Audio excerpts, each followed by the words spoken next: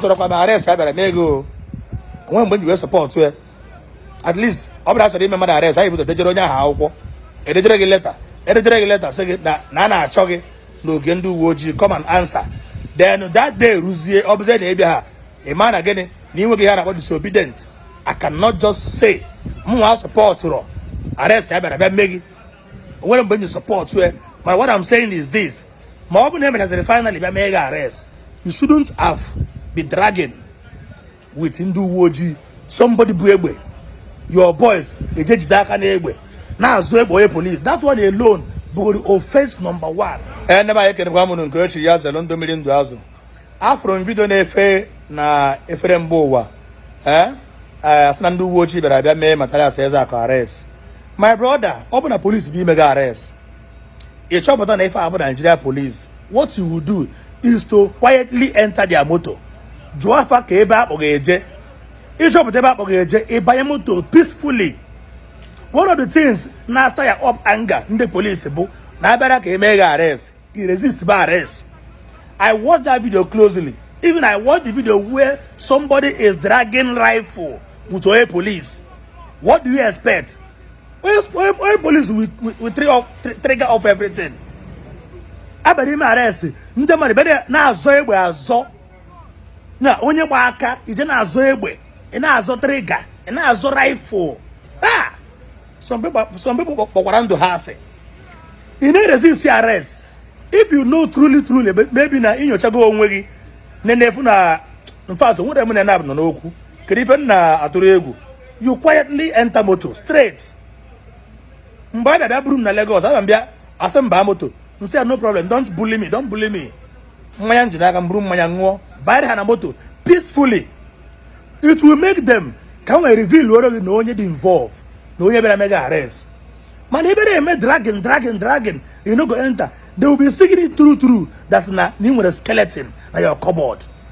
How can I have to name with a skeleton name your cupboard? Why resisting arrest?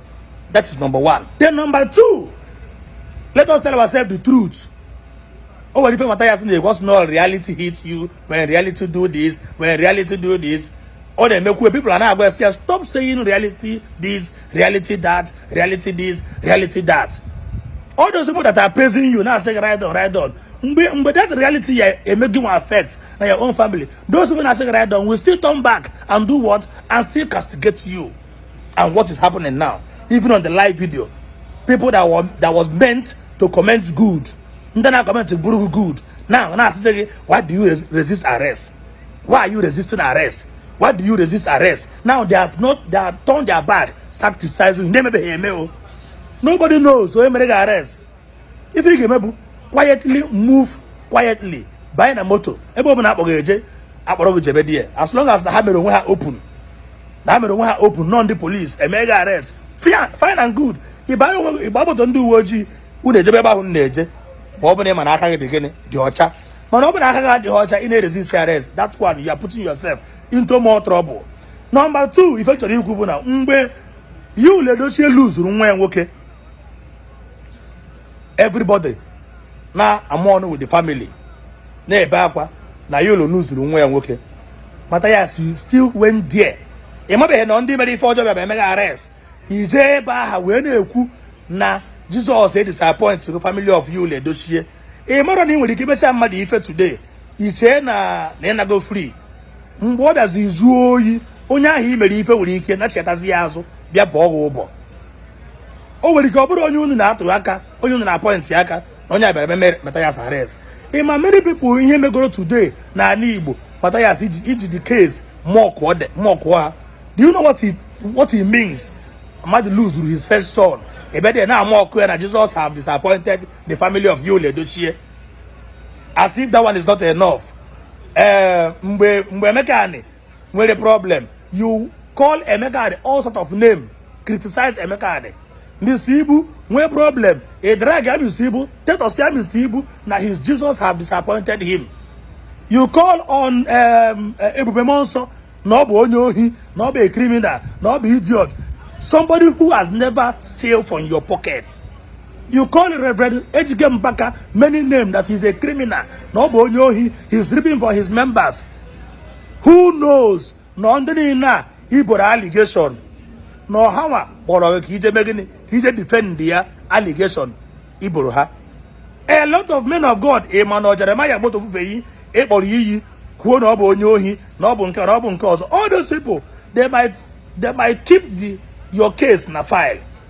Another IG nwere ike gbagote ebuga case file after na case file and they treat they might decide to go and do what and treat the case. Ịma na ọ bụ Suleman ịkparịrị ịma na ọ bụ a lot of people is stable on their toes. Ịma na ha ma bịara for your arrest. A lot of people Iago na gara one who will come ka onye Iago gara one. A lot of people mandiri na akpari mandiri na step on their toe. You have never one day condemned activities of ihe government anyị na-eme. Even the road leading to Nsukka, they divided into two. No road, nowhere motor will put tire. Igwe governor of Enugu State si abịa arụ ọrụ ụzọ esi abata Nsukka. Ndị na step on their toe too much. So no erusi ebe mere ga arrest. Ema no Mbaka mere ga arrest. Ema no Jeremiah mere ga arrest. Ema no Abu Apostle Suleman mere ga arrest. Ema no Yule Doche mere ga arrest. Ema no Abu Gobi mere ga arrest. Ema no Abu Ubemoso mere ga arrest.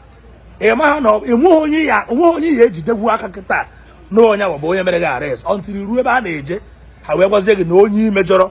And i nwere ike na-ete blue case onye mejọrọ na onye akịta bụ onye ịkọrọ out na o zuru ohi na ọ gbara ama na ọ na-ezu ohi. On the process of treating the person case, a lot of people need step on their toe. Ha nụ na ejidere gị, they will still carry their own case file. Okwu adịghị bụ ọ na whatever we are doing today, and they manage to the HD. And they manage to the HD. I support the arrest. I go when you support to at least I'm not remember the arrest. I put the Traditionen how a letter say that Nana Chogi no can do Iwaji come and answer. Then that day Ruzie observed a man again you hear about disobedient. I cannot just say more support arrest. I better make when you support but what I'm saying is this. My name has finally been made arrest. You shouldn't have been dragging with Ndi Iwoji somebody buegbe your boys the judge that can egbe now Zuegbo police. That one alone but the offense number one for those people who go to law. Here have offense number one a drag rifle with onye buegbe if able to peacefully peacefully, then your men and your contacts are the Tibo Kuono, Amari female. Obli major true. Amara guess I your mbagara because I ain't Igbo. I cannot just say one arrest, one Yoruba arrest, one no boy and no Kadebo arrest because then this step on their told you too much. Ndai nature, no how I'm arrest with the Kababu Hawa. Because na can say funda moto habu for na video no number. I may see here today. I don't know what I get on internet today. And internet never forget. Even if may for last 2 years or put on action ban again about the number.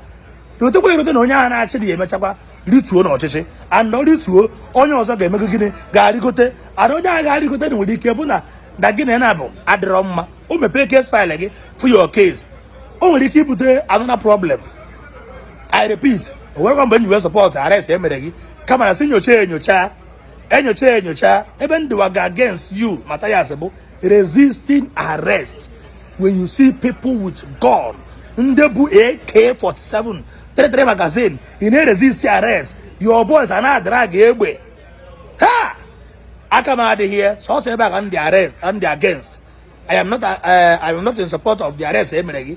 Ọbụna ji imega arrest we dejere ga akwa gị wa bịa za ịbịa zatazie the ụgba ọbụze na ebe haza the ụgba then onye ọbụla emeziri ewere mana nke a kịta bịara mega arrest.